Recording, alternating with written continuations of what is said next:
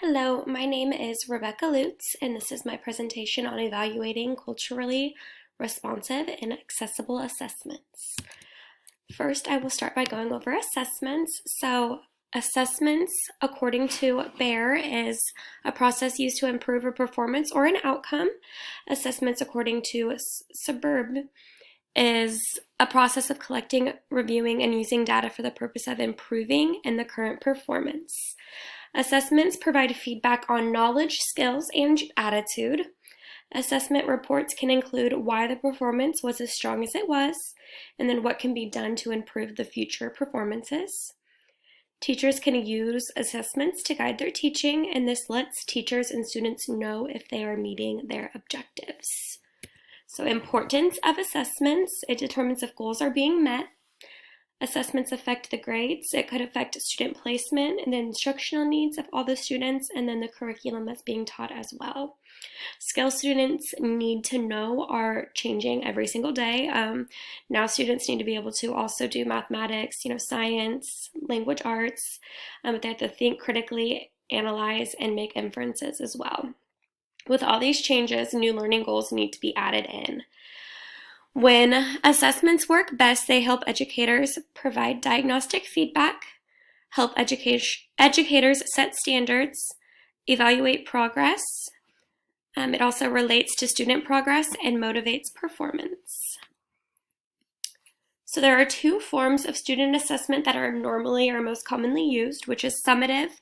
Summative assessments is an assessment that is implemented at the end of a course of study. Its primary purpose is to produce a measure that sums up the student learning. And then formative assessment involves the evaluation of student learning over the course of time. Its fundamental purpose is to estimate students' level of achievement in order to enhance student learning during the learning process. Formative assessments are so integrated in the curriculum that a lot of the time it doesn't even look like it's an assessment. Some methods in student assessment are self-assessment, peer assessment, essays, and exams, which is like an individual assessment. Arguments about standardized testing to measure student success.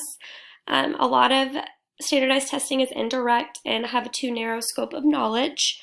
There's not enough exceptions made for cultural differences, and there's too much emphasis on punishment of what will happen if students do bad than on what can be improved in the classroom setting. Evaluation is a process used to determine the quality of performance or outcome and to make decisions based on the quality.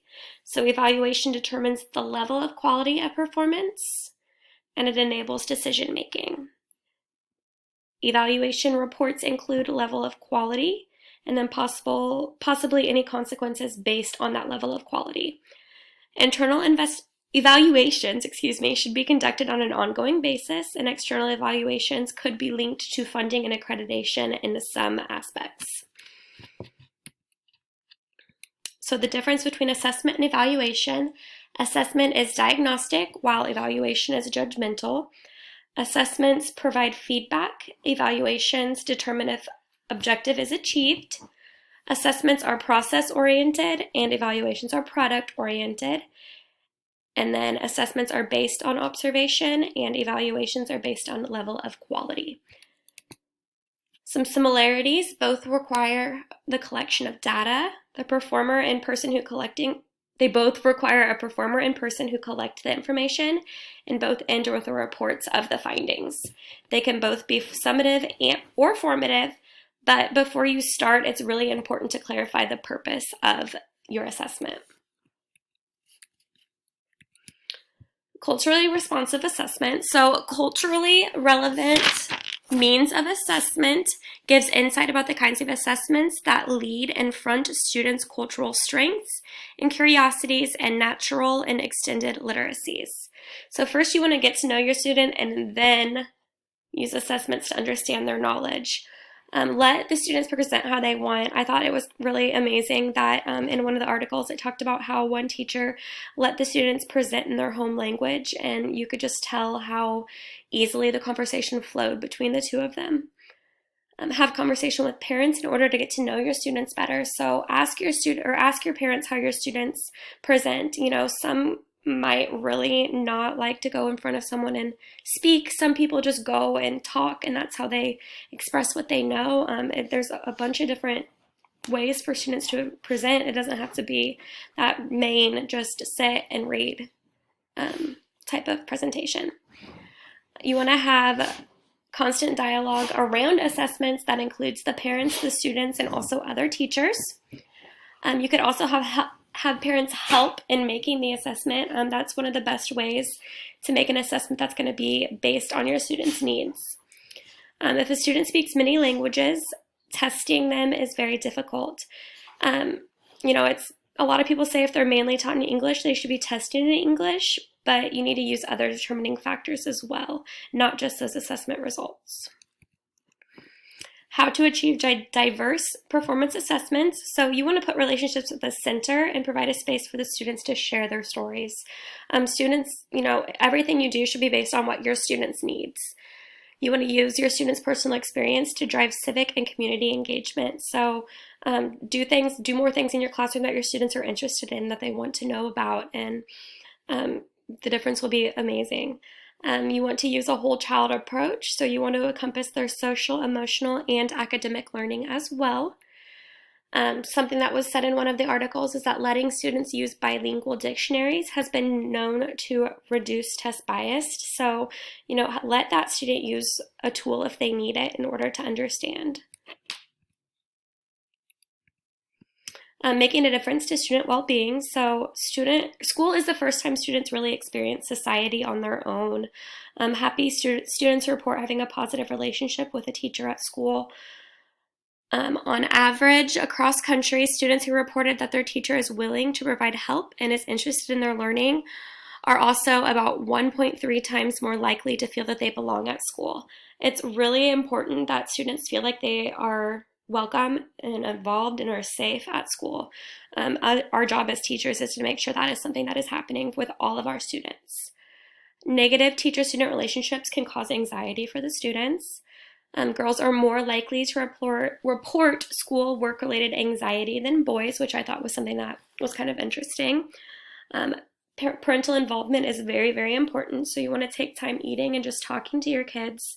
This really does help increase life satisfaction. The more interest the parents are in the school, the more likely that those students are going to be involved and interested as well. If we have a parent that just has an I don't care attitude about school, that will also rub off on their student. Teachers and parents need to learn to motivate their kiddos without causing a feel of failure. I know a lot of kids these days, are thinking that if they don't do good on something, they're a failure and they can't get better at it. So we need to figure out a way to motivate them without that fear. If teachers and parents have a good relationship, they can have a partnership that will be mutually beneficial for everyone involved, including the student. Some parents have a hard time just talking to their kids, and teachers can also do a lot to help overcome these barriers. A lot of parents also just don't know how to get involved in the school setting, so that is also something that teachers can help the parents with. So in my district, we use some assessments. I'm mostly knowledgeable on the preschool ones, but I did some research and figured out some middle and high school ones as well. So some norm-referenced assessments that we use in preschool is MyIGD and ProLadder. MyIGD is a literacy and mathematical assessment, and then ProLadder is a social-emotional. Some standardized testing that we used in our school is the ACT and then the Kansas Assessment Program, which is used in the middle school and the high school. Some summative assessments we use at the preschool, we use ESGI, so that's given 3 times, once at the beginning, once in the middle, and once at the end, and it's just used to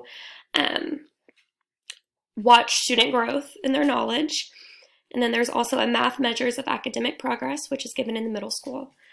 Some diagnostic screenings that we do is the DIAL, which is something that we give each of our preschool kiddos before they start school to just see where they're at, see if they need to have any additional testing or additional help in the classroom. The ASQ SE and the ASQ 3 are both filled out by the parents, but it provides a lot of important feedback for the teachers, just looking at the data and seeing if those kiddos are behind anywhere according to the parents. But also you will have to take into consideration that, sometimes kiddos will do something for us that they won't do for their parents. So it's just important to look over that data and kind of compare it to what you have as well in the classroom. Informal and formal assessments should be given in every classroom. Every teacher should be giving them throughout the school year. Gaps in assessment plans. One thing that we were really tried to focus on this year is more collaboration amongst the teachers. Also, we need to look at, are we giving assessment based on our students' needs or because we have to? We also need to see if our assessments account for the growing subjects or the soft skills that students are now needing. Curriculum and resources. We look at our data and we kind of update our curriculum as needed. If we see a drop in growth over time, we might look at our data or look at our curriculum and see if that's something that we need to change. Something else that we do is make sure that we get training when we get a new curriculum. That way we are knowledgeable in how to present that to the students. And then culturally responsive. So many of our assessments are in English and Spanish. I know at the preschool level, we have a teacher who comes to the school who speaks that student's primary language in order to administer the assessment. That happens a lot with our Spanish-speaking kiddos. We have someone that comes and will give them the assessments. We want to make sure that our assessments are based on our students. We want to get to know our students. We want to collaborate with our families when we're coming up with our assessments. So there are some things that we can look at. I really think collaborating with families is something that would be very beneficial for everyone involved and something that we should probably look into in the future. And then there are my references.